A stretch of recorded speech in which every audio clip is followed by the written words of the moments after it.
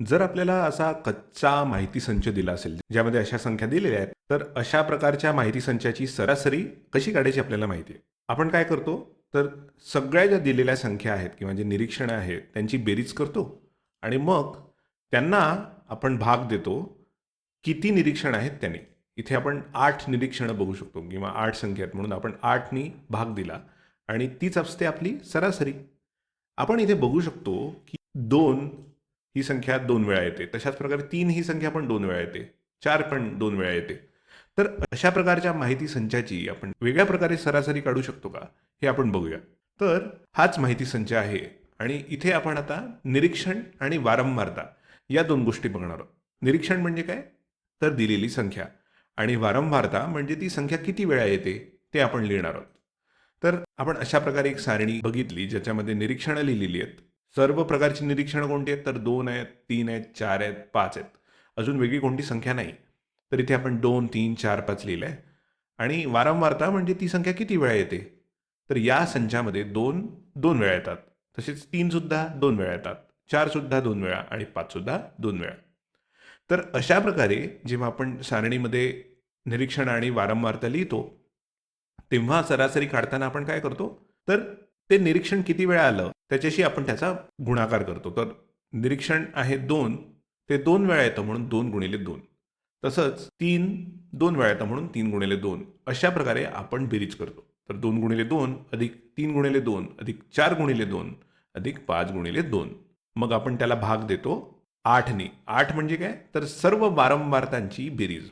म्हणजे आपल्याला माहितीच आहे, की या माहिती संचामध्ये 8 संख्या आहेत किंवा सर्व वारंवारता यांची जर का आपण बेरीज केली तर आपल्याला 8 मिळतील. आणि अशा प्रकारे आपण सरासरी कच्च्या माहिती संचाची काढू शकतो. अजून एक उदाहरण बघूया, ज्यामध्ये आपल्याला गुण दिलेले आहेत आणि वारंवारता दिली आहे. तर या आपण सारणीला कसं बघू शकतो? तर असं समजू की एक वर्ग आहे, ज्या वर्गामध्ये एक छोटीशी परीक्षा झाली आणि ज्याच्यामध्ये विविध प्रकारचे गुण लोकांना मिळालेत. 8 गुण, 7 गुण, 6 गुण, 2 गुण, 10 गुण. आणि 8 गुण मिळणारे लोक आहेत 3. म्हणजे 3 विद्यार्थ्यांना 8 गुण मिळालेत. 4 विद्यार्थ्यांना 7 गुण मिळालेत. एका विद्यार्थ्याला 6 गुण, 2 विद्यार्थ्यांना 2 गुण आणि 2 विद्यार्थ्यांना 10 गुण मिळालेत. आणि या ठिकाणी आपल्याला काढायची आहे सरासरी गुणांची.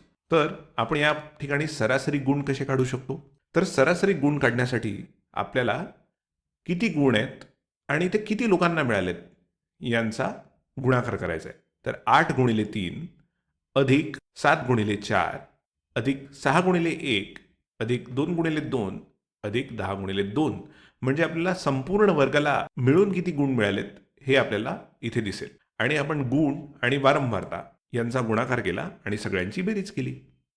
याला आपण भाग दिला कशाने? तर या वर्गामध्ये एकूण किती विद्यार्थी आहेत त्यांनी. पण हे कसं काढायचं? तर आपण जर का सर्व वारंवारतांची बेरीज केली तर आपल्याला मिळतील 12. म्हणजे 3 अधिक 4 अधिक 1 अधिक 2 अधिक 2 म्हणजेच 12.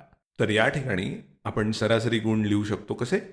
तर 8 गुणिले 3 म्हणजे 24, 7 गुणिले 4 म्हणजे 28 अधिक 6 अधिक 4 अधिक 20 भागिले 12 म्हणजेच 82 भागिले 12 म्हणजेच सरासरी या ठिकाणी येते 6.833. तर या वर्गाचे सरासरी गुण आहेत 6.833. या ठिकाणी लक्षात घ्या, ही जी माहिती आपल्याला सारणीमध्ये दिली होती ती कच्च्या माहिती संचानुसार अशी सुद्धा देता आली असती. पण असा कच्च्या माहिती संच नेहमी नेहमी लिहिणं हे सोपं नसतं किंवा पर्याप्तही नसतं. आणि त्याच्यामुळे आपण काय करतो, तर एक अशी सारणी बनवतो ज्याच्यामध्ये आपण सर्व प्रकारचे निरीक्षणं लिहितो आणि प्रत्येक निरीक्षण किती वेळा येतं म्हणजेच त्याची वारंवारता आपण लिहितो. आणि या सारणीबद्ध मांडणीने काय होतं, तर आपल्याला ही जी दिलेली माहिती आहे ती चांगल्या प्रकारे बघता येते आणि समजते. आणि त्याच्यामुळे काय होतं, की सरासरी काढण्याची जी पद्धत आहे ती थोडीशी बदलते. पण एकूणच कल्पना तीच आहे, की सर्व मिळालेले निरीक्षणांची बेरीज आणि एकूण किती निरीक्षणं आहेत. आता लक्षात घ्या, इथे XI लिहिलेलं आहे. तर जे विविध निरीक्षणं असतात त्यांना आपण XI या चलानी दर्शवतो आणि वारंवारता जी असते त्याला आपण FI या चलानी दर्शवतो. तर या ठिकाणी आपण काय केलंय, जर का आपण सरासरी गुण कसे काढले हे बघितलं तर आपण काय केलंय, तर आपण XI आणि FI यांचे जे गुणाकार आहेत त्यांची बेरीज केलेली आहे. तर हे जे सरासरी गुणांचे जे सूत्र आहे ते या प्रकारे लिहू शकतो. हे जे चिन्ह आहे याला समेशन म्हणतात.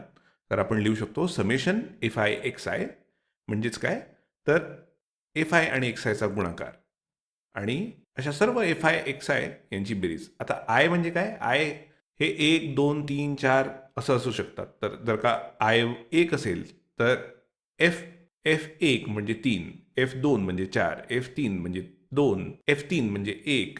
तसंच एक्स 1 म्हणजे 8, एक्स 2 म्हणजे 7, एक्स 3 म्हणजे 6 अशा प्रकारे आपण आय या संकल्पनेची मांडणी करतो. तर सरासरी गुणांचं जे सूत्र आहे ते आपण summation F I X I छेद समेशन एफ आय अशा प्रकारे लिहू शकतो. आणि हे सूत्र आपल्याला कधी वापरता येतं? तर हे सूत्र तेव्हा आपल्याला वापरता येतं जेव्हा वारंवारता आपल्याला दिलेली असते. आणि लक्षात घ्या, हे अवर्गीकृत माहितीचं संचयन आहे. आता इथे आपल्याला कुठलेही वर्ग दिसत नाही आहेत निरीक्षणांमध्ये. हा जो माहिती संच आहे हा कच्चा माहिती संच आहे आणि हा सारणीबद्ध माहिती संच आहे. आणि हे दोन्ही संच अवर्गीकृत आहेत हे लक्षात घ्या. तर हे जे सूत्र आहे हे वारंवारता दिलेली असेल आणि अवर्गीकृत माहिती असेल तर वापरता येतं.